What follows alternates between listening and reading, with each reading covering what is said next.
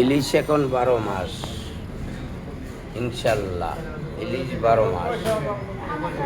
এখন ইলিশই পাওয়া যায়, পাঙ্গাস আর ইলিশ কেউ বলবে না। তেলাপিয়া আমার বড় ছেলে 71 লাখ টাকা গেছে। পাঙ্গাস মাত্র 2টা, ইলিশের অভাব। ইলিশ মাত্র 900 টাকা কেজি। এত দাম, কম দামে ইলিশ খাওয়া যায়। ইলিশের তেল হাড়ের জন্য খুব উপকার, তো হাড়ের জন্য খুবই উপকার ইলিশ মাছ। তো দামও কম। চিংড়ি মাছ আগের তুলনায় বাজারে অনেক দাম কম। আর এই বছর তো আলু এমনই হস্তা গেল, আলু কল্পনাবিহীন। 700 টাকা মাত্র এই ইলিশ।